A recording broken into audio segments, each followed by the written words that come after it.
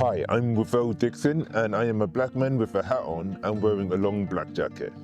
Welcome to another episode of Journey into Arts, where I interview creative individuals who are well known in the arts sector, hearing about their journey throughout their careers, and to hear about the process when it comes to creating new work or projects. Today, I am in Deptford, where I'll be meeting Anahita Harding. She is an artist which her main mediums include performance art, collage, and drawing.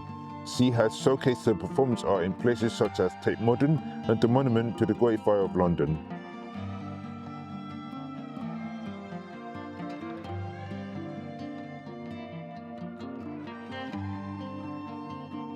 I have really dark brown hair and I'm quite pale, but I'm mixed, half English, half Iranian, and I'm in a wheelchair which is green, and I'm wearing a patterned skirt and a black jumper.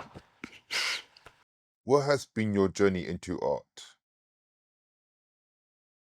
I can't really remember a time without it, because I guess it's always something I've done. But in terms of performance art, that probably kind of became important to me when I was 18 or 19. And I started getting more involved with disability activism and looking at that relationship between activism and performance. So I started doing different things like doing performance art in the streets, and that would usually be in Manchester or Stockport or Stoke-on-Trent, where I lived at the time.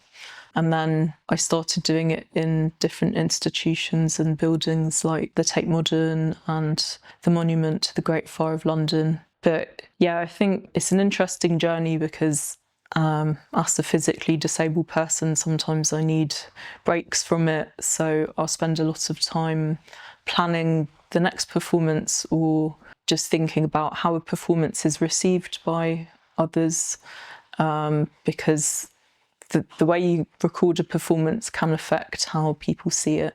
So I'm quite aware of non-disabled people looking at my performances and maybe not viewing it in the way that I would view it. So that's something I tend to think about also. As well as performance, I also do collage. So I have quite a few abstract collages, such as these ones. But I'm also interested in things like Persian carpets and ceramics. So I find it's quite a nice way of relaxing also, creating artwork. So a strange journey because it's kind of always there. What is your process when it comes to creating new work? I think my process is different depending on what the work is and if it's for someone or if it's for myself. So if it's for myself, it's quite instant. So I just have an idea and I do it straight away. And in terms of performance, I might get friends involved to help me record it, or I might not have anyone record it at all. But then if I'm working with an institution, then there's a lot more planning and you have to go through things like health and safety and loads of paperwork. So it can be quite a long process. It could take 1 or 2 years for one performance. So yeah, it's just different every time, I guess. What are the biggest challenges? I guess the biggest challenges for me are things like physical pain or not being well, because then that means it's quite difficult to do performance art. And that's why I started putting performances into books, because that way I could reflect on the performances that way, but also share them with other people. And then during times when I'm not able to perform as much as I would like to because of things like pain or being unwell, I'm still able to create artwork and share it in that way. Show me an object that represents you or relates to your artwork. Can you tell us about it and why is it important to you? This is the object that I wanted to show, and it's made by an artist at Lewisham Art House, and she made it so I can reach light switches. And I just thought it was really kind and really lovely that she made it. I really like it as an object, and I always have it in my studio on display.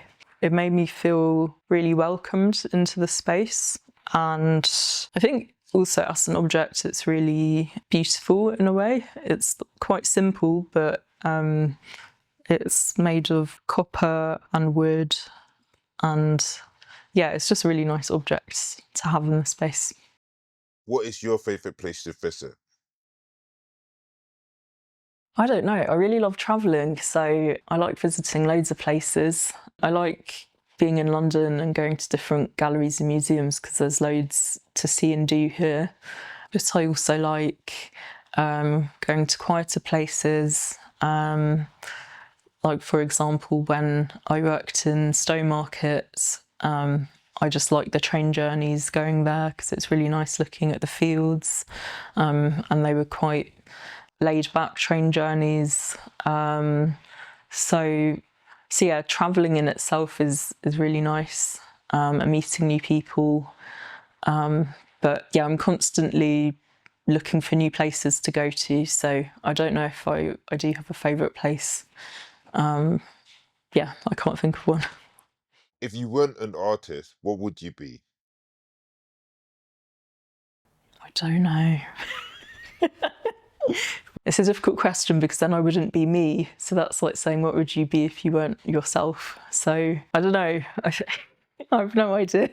I don't know how to answer that because then, yeah, if I wasn't an artist, I wouldn't be me. So I would just be a completely different person.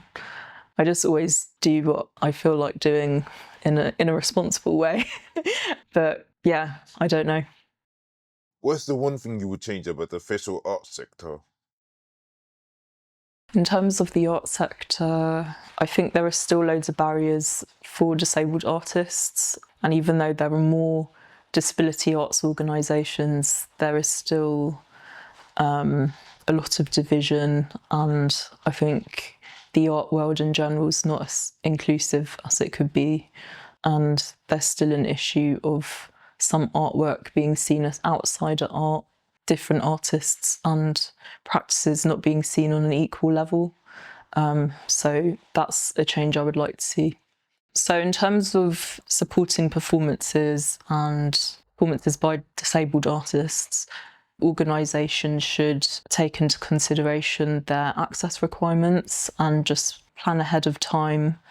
So, for example, some organisations I've worked with haven't been very supportive in terms of things like rehearsals or scoping out the space, which is something that you should do before a performance because you need to kind of experience the space while planning a performance. Or maybe things like health and safety and coming up with reasons for why you shouldn't perform in a certain way, which ends up becoming discriminatory in a way.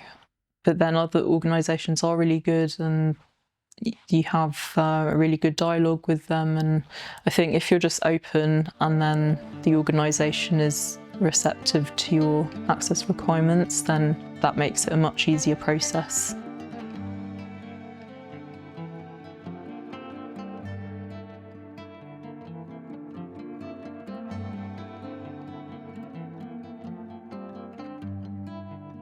How can people stay connected with Journey into Arts?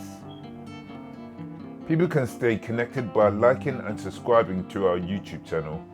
From there, they can watch all the latest videos and be alerted for when new videos get uploaded onto the channel.